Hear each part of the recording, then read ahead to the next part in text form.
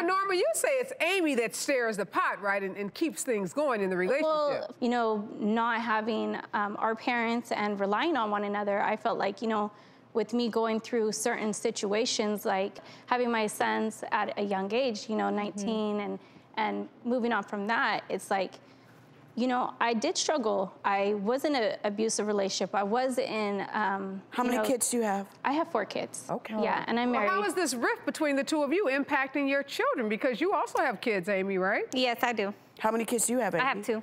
2. So there's 6 cousins. How are they being impacted? They're closer off and on. It's kind of like, the one thing that bothered me is like, you know, I had my 4 boys, but I had 2 at the time.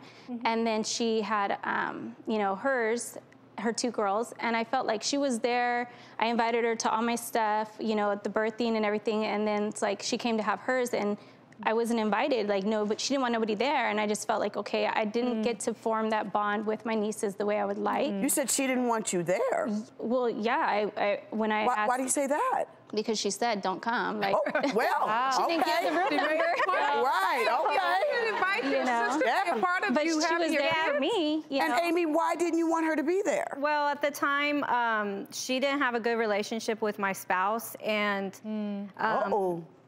Why? we were a little bit crazy together. Well, what is that like? Norma, what did you tell us? I had to grow up quick. She still was in the single life. So her things of fun and my things of fun are 2 different. You know, going out partying and doing different things, I don't do that. So you felt like she maybe wasn't being very responsible, maybe? I agree, yeah. Okay, so Amie, I think you actually mentioned an incident to our producers where you thought Norma was the one not being responsible, and that actually broke your trust further. It involved your children. What happened? I was just having a really hard time with childcare, and I just asked her one day, hey, is it okay if you pick up my kids for me? And she's like, yeah, no problem. I know it's like stressful right now. And I guess I didn't really take into account what she was going through at the time personally. So when I asked her and she agreed, it was just like a weight off my shoulders, and I could go to work that day and not have to worry. But then when I picked my kids up, they were telling me how my older nephew, her oldest son, was the one that actually picked them up and walked them from the school to their dad's. And how old was he? 13.